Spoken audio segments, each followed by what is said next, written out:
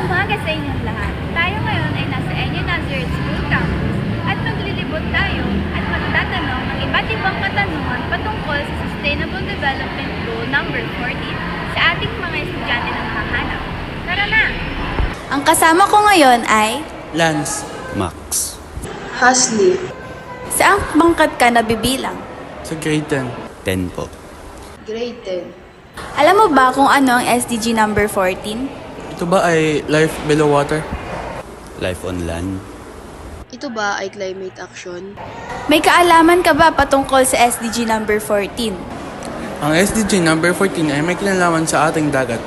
Ang layunin nito ay ang pagbigyan kahalagahan, ang pagprotekta sa ating ecosystem, at mapanatili ang kasanayan sa pangingisda. Ang SDG number 14 din ay nagpapahalaga sa pagtipid at paggamit ng tama sa ating mga karagatang dagat at yamang dagat.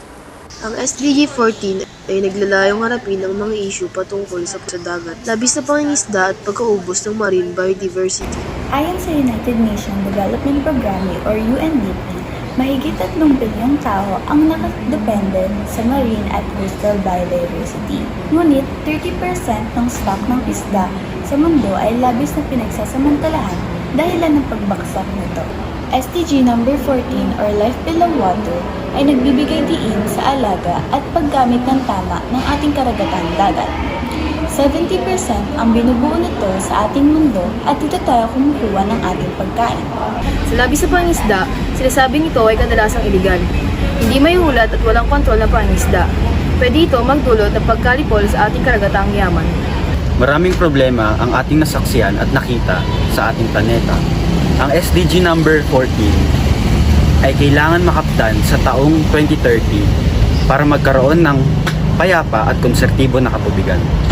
Ito ay makakatulong sa pag-unti ng karagatang polusyon, maprotektahan at maibalik ang linis na tubig at ang tamang proseso ng pangingisda. Dahil sa malalang pang-isyong pangkapaligiran at pang-ekonomiya ang ating kakagatan bilang isang mamayanan, kailangan natin palakihin ang benepisyong pang-ekonomiya patungkol sa pananaliksik ng kalusugan ng kakagatan. Suportahan ang maliliit na mangingisda at ipatupad ang internasyonal na batas sa dagat. Sa mga paraan na ito, maaari natin gamitin ang ating core values sa pagtulong, sa pagpapagaan at pagturo kung ano man ang nangyayari sa ating karagatan. C para sa compassion. Kailangan natin isipin ang mga mangingisda ay nakadepende sa hanapbuhay nilang pangingisda. Kailangan nila malaman ang tamang pangingisda upang maiwasan ang pagsobrang kuha ng isda. H para sa happiness, pamamagitan ng pagtulong sa ating lokal na mga isda at mga hayop sa dagat. Tayo ay masayang nakakatulong para sa ating karagatan. Pagsama sa mga aktibidad na makakatulong para sa ating mga hayop sa dagat. R para sa respect for the environment, pananaliksik, pagtulong sa iba at pagsali sa mga aktibidad katulad ng Coastal Cleanup Program ay lubhang nakakatulong sa polusyon sa ating karagatan dulot ng gawain ng tao. Ay, para sa integrity. Ang pagkakaroon ng integridad ay kailangan.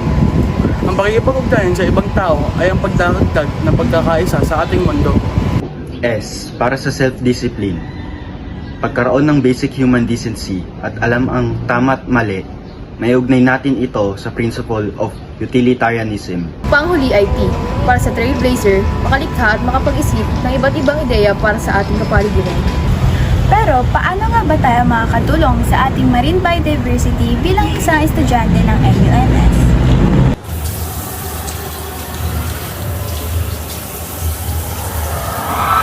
Max, magtipid at patay ng dito pag hindi ang ginagamit. Mahalagang kampagin ng ating tubig sa ating paligid.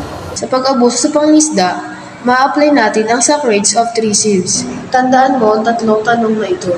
Ito ba ay totoo? Makakabuti ba ito?